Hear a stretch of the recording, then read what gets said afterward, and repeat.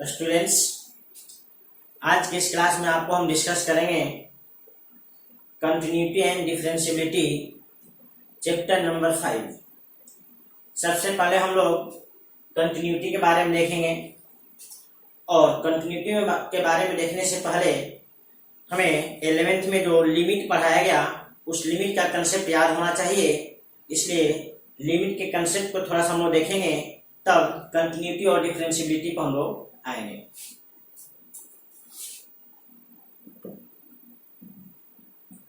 देखिए लिमिट में क्या होता है, एक आपको सिंबल यूज किया जाता है x tends to a। x tends to a इसका मतलब होता है x कभी भी a के बराबर नहीं होगा। x टेंड्स टू a का मतलब x कभी भी a के बराबर नहीं होगा। इसका मतलब होगा x का जो मान होगा a से थोड़ा सा छोटा। इस बात को हम लोग ऐसे दिखला सकते हैं, a के ऊपर माइनस चिन्ह या a माइनस h या a माइनस g, ये तीनों यही शो कर रहा है कि x का जो मान है a से थोड़ा सा कम है। या आप x का मान ऐसा भी समझ सकते हैं a plus comma a plus h या a plus g। x tends to a का मतलब x का मान कभी भी a के बराबर नहीं, या तो x का मान a से थोड़ा सा कम होगा या x का मान a से थोड़ा सा ज्यादा होगा, लेकिन कभी इक्वल नहीं होगा। टेंड्स टू का मतलब x a के नजदीक, तो x a के नजदीक जाने का मतलब या तो थोड़ा सा कम होगा या फिर थोड़ा सा ज्यादा होगा, कभी a के बराबर नहीं होगा। जैसे एग्जांपल में अगर समझ लें x tends to 2, x tends to 2, तो x का मान हो सकता है 1.9, 1.99, 1.99 इस तरह से डॉट डॉट, या x का मान हो सकता है 2.1, 2.01, 2.001 इस प्रकार से। x टेंड्स टू 2 इसका मतलब x का मान कभी 2 के बराबर नहीं हुआ। x का मान 2 से या तो थोड़ा सा कम होगा या थोड़ा सा ज्यादा होगा, यही इसका मतलब है। इस बात को आप लोग नोट कर लीजिए। आगे हम लोग देखते हैं left hand limit. Left hand limit क्या होता है? A value of function f(x) just before at x is equal to a is called left hand limit of function f(x) at x is equal to a। That is, आप इसको इस प्रकार से समझ सकते हैं। लेफ्ट हैंड लिमिट का मतलब हुआ limit x tends to a minus f(x), ये है आपको लेफ्ट हैंड लिमिट। इस बात को नोट करिए। Right hand limit, A value of function f(x) just after at x is equal to a is called right hand limit of function f(x) at x is equal to a। that is RHL हम लोग इस प्रकार से लिखते हैं limit x tends to a plus f(x)। आप यहाँ पे और भी सिंबल यूज कर सकते हैं, जैसे a प्लस h या a प्लस 0 भी लिख सकते हैं, तीनों का सेम मतलब होता है। तो अब इसको नोट देखिए, लिमिट क्या होता है? Limit of function f(x) exist at x equal to a if value of function f(x) just after and just before at x equal to a, मतलब x बराबर a कि ठीक पहले और ठीक बाद वाला वैल्यू अगर फंक्शन का इक्वल है तो हम लोग कहते हैं कि लिमिट एग्जिस्ट करता है। दैट इज LHL और RHL। ये आपको लेफ्ट हैंड लिमिट है, आपको राइट हैंड लिमिट है, ये दोनों इक्वल होना चाहिए। और यही आपको लेफ्ट हैंड लिमिट लिखने का तरीका हो गया और आपको राइट हैंड लिमिट लिखने का तरीका हो गया। जब लेफ्ट हैंड लिमिट और राइट हैंड लिमिट किसी पॉइंट पे बराबर होता है तब कहा जाता है कि उस फंक्शन का उस पॉइंट पे लिमिट एग्जिस्ट कर रहा है। और फंक्शन का लिमिट क्या होता है उस पॉइंट पे? तो and value of limit of function at x equal to a is LHL और RHL। जब ये दोनों इक्वल है आप LHL का वैल्यू बता दीजिए या RHL का वैल्यू बता दीजिए, वही आपको लिमिट का वैल्यू कहलाता है। तो आप इस बात को, अब हम लोग लेफ्ट हैंड लिमिट और राइट हैंड लिमिट और लिमिट का हम लोग डिफिनीशन देख लिए। अब इसको बारी बारी से हम लोग समझ लेते हैं। जैसे आपको एक फंक्शन दिया गया है f(x) बराबर x प्लस 2 और एट x इक्वल टू 2 पर आपको फंक्शन का लिमिट चाहिए। Limit x tends to f(x) आपको क्या होगा आपको बताना है। तो सबसे पहले हम लोग क्या करेंगे, लेफ्ट हैंड लिमिट को देखेंगे। देखिए लेफ्ट हैंड लिमिट का मतलब क्या होता है।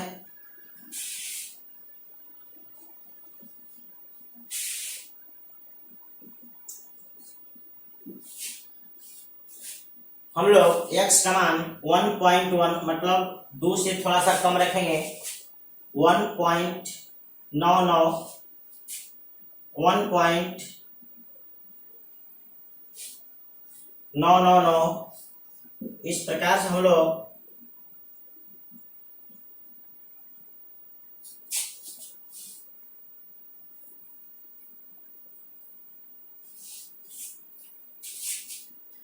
अब हम लोग इस x पर फंक्शन का वैल्यू कैलकुलेट कर लेते हैं।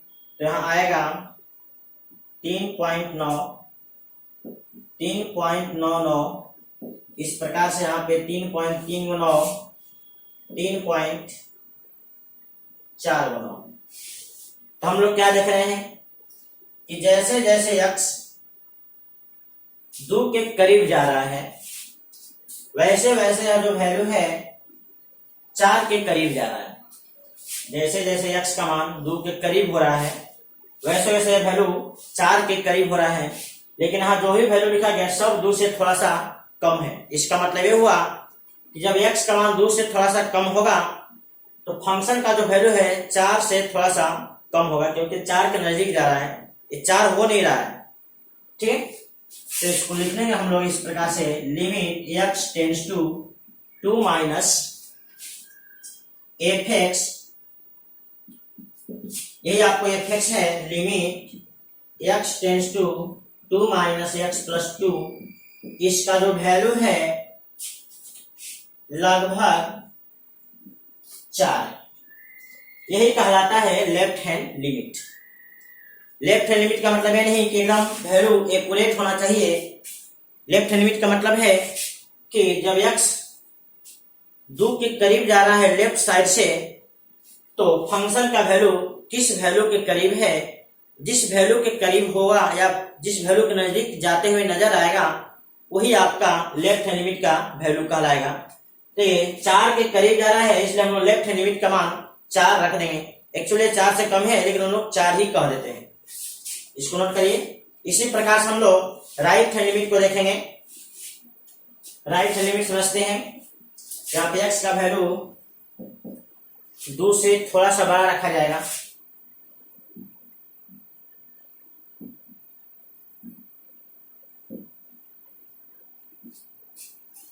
अब इस x के वैल्यू पे फंक्शन का मान कैलकुलेट करिए। तो 4.1 4.01 001 इस प्रकार से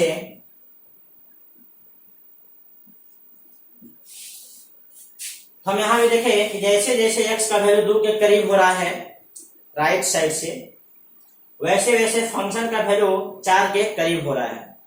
इस बात को हम लोग लिख सकते हैं लगभग 4।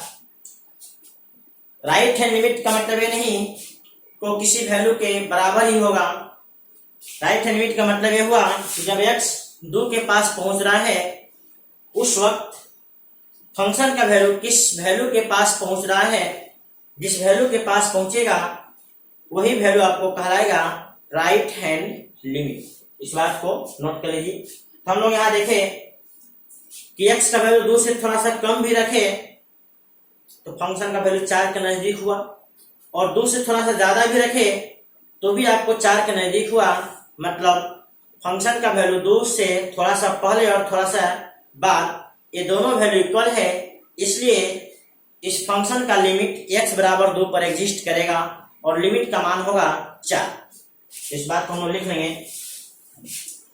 लिखेंगे चूंकि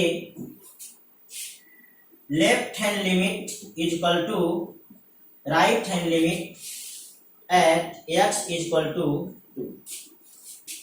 x इज इक्वल टू 2 पर लेफ्ट हैंड लिमिट और राइट हैंड लिमिट दोनों इक्वल है, इसलिए limit x tends to 2 fx exist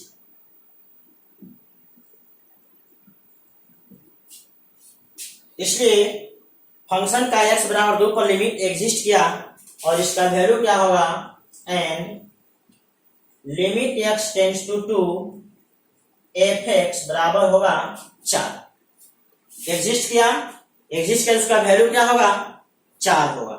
ये 4 लेफ्ट या राइट आप किसी के बराबर कह दो क्योंकि दोनों खुद इक्वल है। इस बात को आप लोग नोट कर लीजिए। अब कंटिन्यूटी के बारे में देख लेते हैं। कंटिन्यूटी क्या है, a function fx is said to be continuous at x is equal to a if limit of function at x is equal to a and value of function at x is equal to a both are equal, that is limit x tends to fx और fa ये दोनों equal होना चाहिए और limit का value मतलब left और limit और राइट हैंड लिमिट ये दोनों बराबर होता है, हम लोग लिमिट का वैल्यू लिखते हैं। आप ऐसा भी शर्त लिख सकते हैं लेफ्ट हैंड लिमिट बराबर राइट हैंड लिमिट बराबर fa। ये तीनों बराबर होता है तो हम लोग किसी फंक्शन को x बराबर a पर कंटिन्यूअस कहते हैं। तो आप इस बात को नोट कर लीजिए। अगला है आपका टाइप ऑफ डिसकंटिन्यूटी, यानी डिसकंटिन्यूटी का कैसे कैसे प्रकार होता है।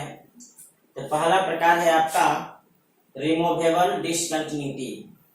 देखिए क्या होता है, limit of function fx and value of function both exist at x equal to a but not equal. आपको फंक्शन का लिमिट और फंक्शन का वैल्यू x बराबर a पे एग्जिस्ट करेगा लेकिन ये दोनों इक्वल नहीं होगा। दैट इज आप लिख सकते हैं limit x tends to fx not equal to fa। तो अगर इस प्रकार से कोई फंक्शन अगर डिसकंटिन्यूअस है, इस डिसकंटिन्यूटी को बोलेंगे हम लोग रिमूवेबल डिसकंटिन्यूटी। देखिए इसका फिगर कैसे बनेगा। जैसे मान लीजिए आपका एक्स एक्सिस हुआ और कोई एक फंक्शन है, इसका value x equal to a पर, x इक्वल टू a के ठीक पहले और ठीक बाद दोनों वैल्यू एक ही जगह को अप्रोच कर रहा है, लेकिन x बराबर a पर जो फंक्शन का वैल्यू है इस लिमिट के वैल्यू से डिफरेंट है। इस प्रकार से अगर कोई डिसकंटिन्यूअस फंक्शन होता है तो उस डिसकंटिन्यूटी को हम लोग बोलेंगे रिमूवेबल डिसकंटिन्यूटी। ऐसा लग रहा है इस पॉइंट को यहां से हटा करके यहां रख लिया गया, ये वैल्यू ऊपर चला लेते हैं नीचे चला जाए, ये आपको रिमूवेबल डिसकंटिन्यूटी कहलाएगा। आप इस बात को नोट कर लीजिए। यही आपका y बराबर fx का ग्राफ। इस ग्राफ में आपको ऐसा लग रहा है कि एक पॉइंट यहां से रिमूव हो गया, उसको हटा करके ऊपर शिफ्ट कर दिया गया है। तो अब इस बात को नोट कर लीजिए। दूसरा लिख लीजिए फर्स्ट काइंड्स ऑफ डिसकंटिन्यूटी। इसमें क्या होता है कि फंक्शन का लिमिट लेफ्ट हैंड लिमिट और राइट हैंड लिमिट x बराबर a पे दोनों एग्जिस्ट करता है लेकिन इक्वल नहीं होता है। यहाँ लिखा गया है left hand limit and right hand limit both are exist but not equal, यानी लेफ्ट हैंड लिमिट और राइट हैंड लिमिट इक्वल नहीं होता है x बराबर a पे। इस बात को फिगर में समझ लीजिए। x बराबर a पर लेफ्ट लिमिट और राइट लिमिट दोनों एग्जिस्ट किया लेकिन दोनों इक्वल नहीं है और फंक्शन का वैल्यू लेफ्ट वाले के बराबर है। यहाँ पे लेफ्ट और राइट लिमिट दोनों इक्वल नहीं है और फंक्शन का वैल्यू जो है राइट वाले लिमिट के बराबर है। यहाँ पे लेफ्ट और राइट दोनों इक्वल नहीं है और फंक्शन का वैल्यू दोनों में किसी के बराबर नहीं है, ए दोनों से डिफरेंट है। ए बीच में भी हो सकता है, ऊपर या नीचे कहीं भी हो, कोई फर्क नहीं पड़ता। ये तीनों ही कंडीशन में फंक्शन आपको तीनों पॉइंट पे डिसकंटिन्यूअस है, और इस प्रकार के डिसकंटिन्यूटी को हम लोग कहेंगे फर्स्ट काइंड्स ऑफ डिसकंटिन्यूटी। आप इस बात को अगला है सेकेंड काइंड्स ऑफ डिसकंटिन्यूटी, तीसरा टाइप। इसमें क्या होता है, in this case at least one of them left hand limit और right hand limit at x equal to a is tends to infinity, positive और नेगेटिव। यानी लेफ्ट हैंड लिमिट और right hand limit दोनों में से कम कोई एक प्लस इंफिनिटी या माइनस इंफिनिटी को टेंस कर जाए, उस कंडीशन में फंक्शन जब डिसकंटिन्यूअस होगा, उस प्रकार के डिसकंटिन्यूअस को हम लोग बोलते हैं सेकेंड काइंड्स ऑफ डिसकंटिन्यूटी। आपको इस फिगर में लिख लीजिए, 3 पॉइंट है ए बी और सी। इन तीनों पॉइंट पे यहाँ देखिए लेफ्ट हैंड लिमिट आपको पॉजिटिव में चला गया अनंत में, यहाँ पे और राइट हैंड लिमिट नेगेटिव अनंत में चला गया, और यहाँ पे दोनों लिमिट एक पॉजिटिव और एक नेगेटिव अनंत में चला गया। इन तीनों केस में फंक्शन आपका कंटिन्यूअस नहीं है, और इन तीनों केस के डिसकंटिन्यूटी को हम लोग कहते हैं सेकेंड काइंड्स ऑफ डिसकंटिन्यूटी। आप इस बात को नोट कर लीजिए। आगे देखिए algebraic operation of continuity of function, यानी फंक्शन जब कंटिन्यूअस होगा तो उसका अलजेब्रिक ऑपरेशन, तो हम लोग वन बाय वन करके देखते हैं।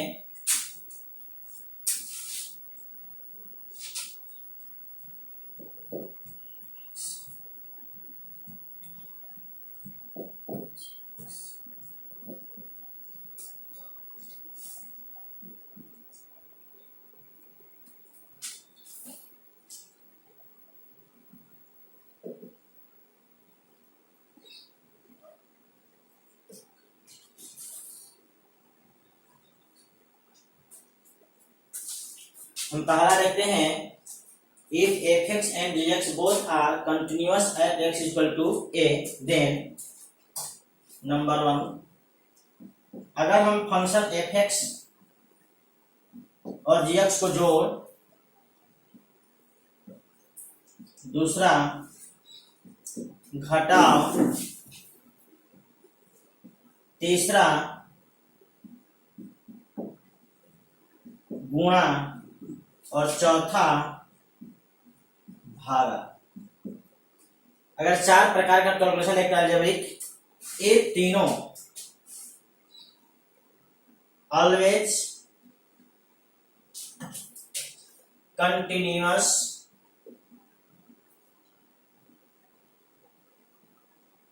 Eight x equal to a. ये तीनों हमेशा x इक्वल टू ए पे कंटिन्यूअस होगा, क्योंकि fx और gx दोनों x इक्वल टू ए पे कंटिन्यूअस है। लेकिन ए वाला is continuous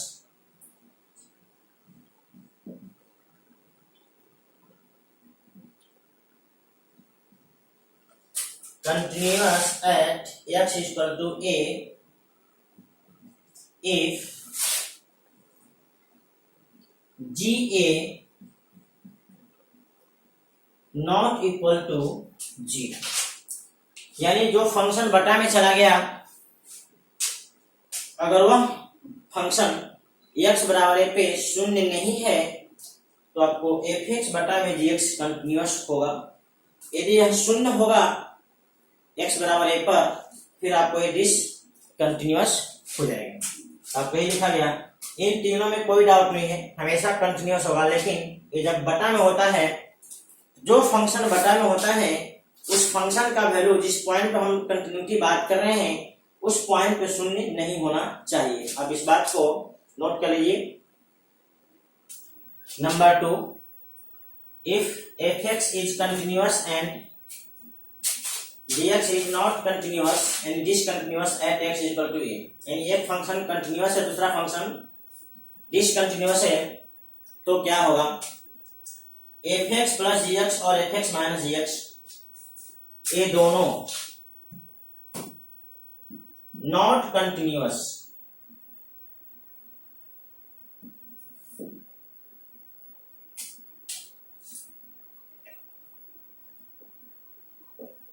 not continuous at x equal to a. ये जोड़ और घटाव x बराबर ए पे कंटिन्यूअस नहीं होगा, लेकिन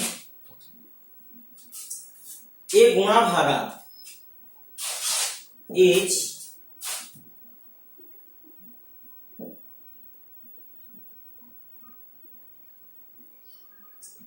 continuous at x equal to a if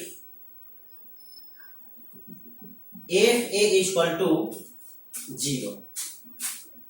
यदि f a शून्य है तो शून्य एक ऐसा संख्या है, इसके डिफरेंट वैल्यू के साथ भी गुणा करेंगे तो आपको वैल्यू को सेम कर देगा, और शून्य में आप डिफरेंट संख्या से भागा भी देंगे तो आपका वैल्यू शून्य हो जाएगा, नहीं इक्वल हो जाएगा, नहीं कंटिन्यूअस का कंडीशन आ सकता है। तो ये ऊपर वाला दोनों तो हमेशा आपका डिसकंटिन्यूअस हो गया, ऑलवेज नॉट कंटिन्यूअस। लेकिन ये दोनों कंटिन्यूअस भी हो सकता है और डिसकंटिन्यूअस भी हो सकता है। कंटिन्यूअस का शर्त है कि x बराबर a पर एफ ए शून्य होना चाहिए। इस कंडीशन में आपको कंटिन्यूअस होगा। अगर एफ ए शून्य नहीं है तो आपको ये गुणा और भागा दोनों कंडीशन आपका डिसकंटिन्यूअस होगा। इस बात को आप नोट कर लीजिए। Number 3, if fx and gx both are discontinuous at x equal to a, then a fx plus gx, fx minus gx और fx into gx और fx बटा में gx, ये चारों जो है में और may not be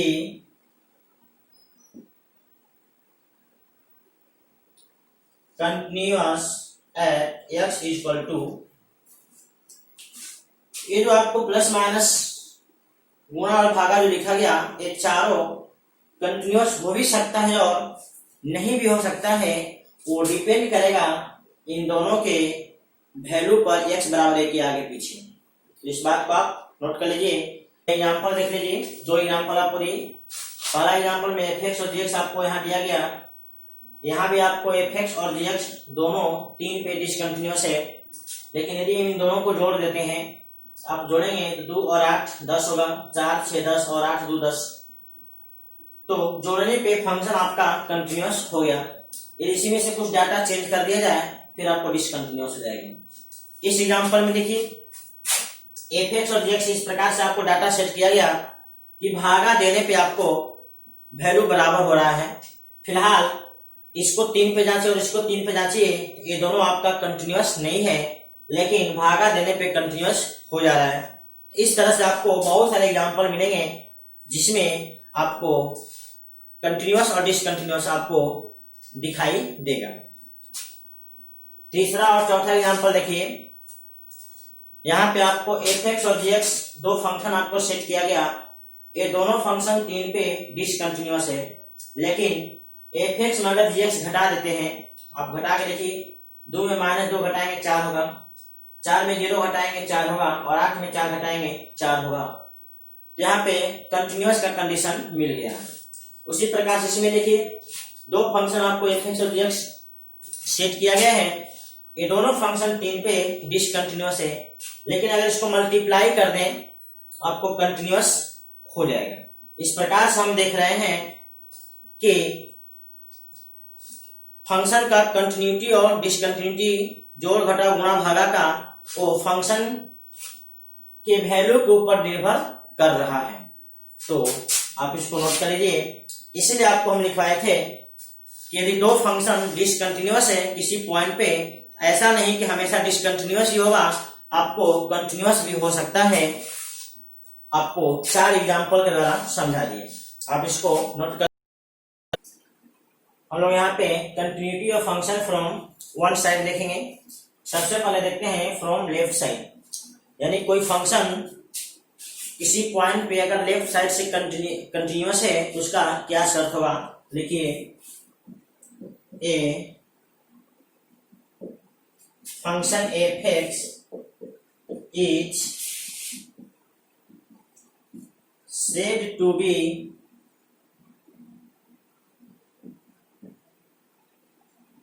continuous at x equal to a from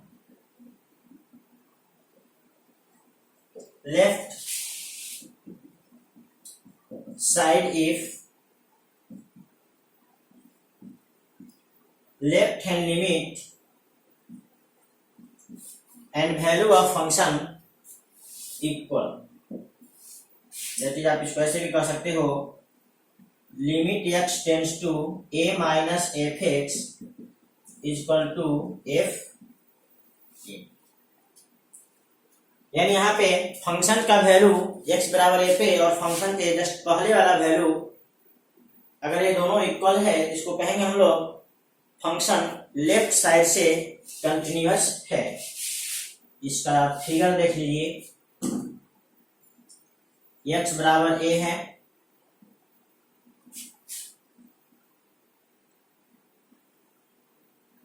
यह जो फंक्शन है लेफ्ट साइड से कंटिन्यूअस है, तो इसको राइट साइड से हमें कोई मतलब नहीं होता है। तो फंक्शन का वैल्यू और फंक्शन का x बराबर a से जस्ट पहले वाला वैल्यू ये दोनों इक्वल है, एक जगह पे है, इसलिए फंक्शन x बराबर a पर लेफ्ट साइड से कंटिन्यूअस है। ये शर्त हुआ आपको फंक्शन को x बराबर a पर लेफ्ट साइड से कंटिन्यूअस होने का। इस बात को आप लोग नोट कर लीजिए। अगला है from right side.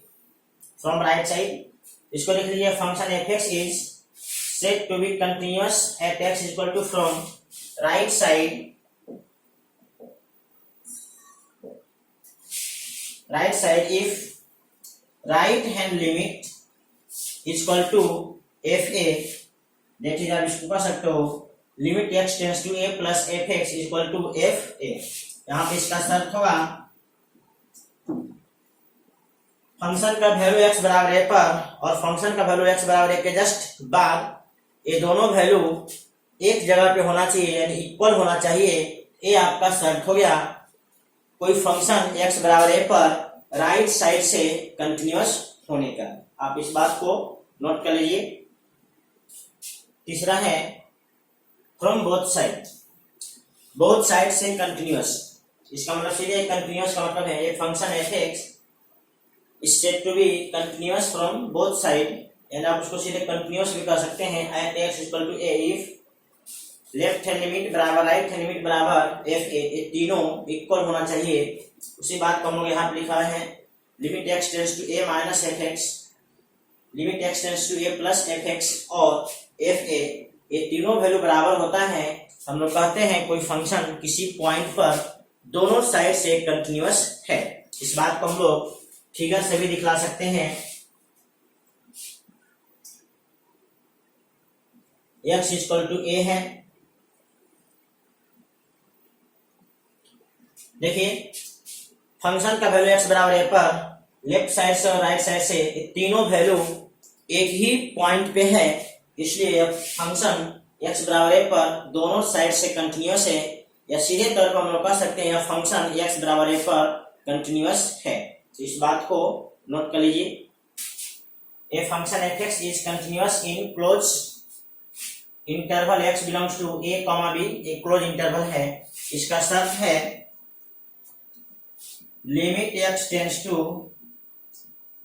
a plus f x और एफ ए बराबर होना चाहिए। दूसरा शर्त है limit x tends to b minus f x और एफ बी बराबर,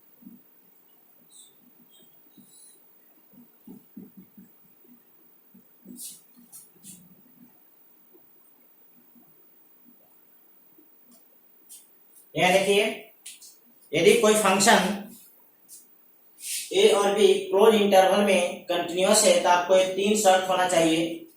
पॉइंट ए पर राइट साइड से कंटिन्यूअस, पॉइंट बी पर लेफ्ट साइड से कंटिन्यूअस और पॉइंट सी जो ए और बी के बीच का कोई वैल्यू है उस पॉइंट पर आपको कंटिन्यूअस होना चाहिए, यानी ए और बी के हर पॉइंट पे कंटिन्यूअस होना चाहिए। इस बात को आप फिगर से भी देख सकते हैं।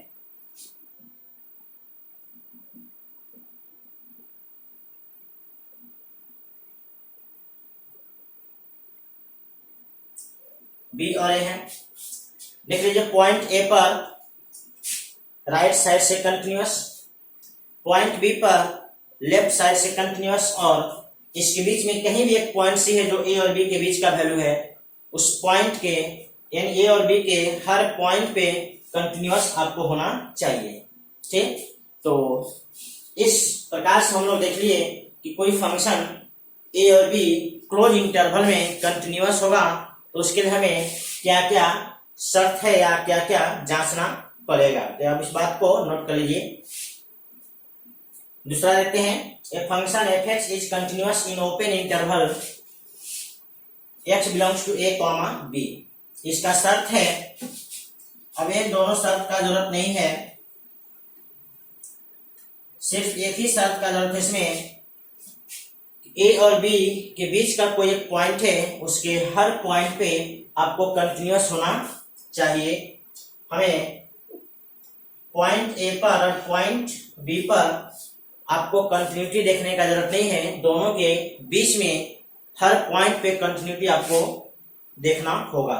तो आप इस बात को नोट कर लीजिए। एक कंडीशन है आपका ए और बी ओपन इंटरवल में आपको एक फंक्शन कंटिन्यूअस हो तब। A function is said to be continuous function if function is continuous at each and every point of our domain। अगर वो अपने डोमेन के प्रत्येक पॉइंट पे कंटिन्यूअस है तो उस फंक्शन को हम लोग कंटिन्यूअस फंक्शन कह सकते हैं। इस बात को आप नोट कर लीजिए।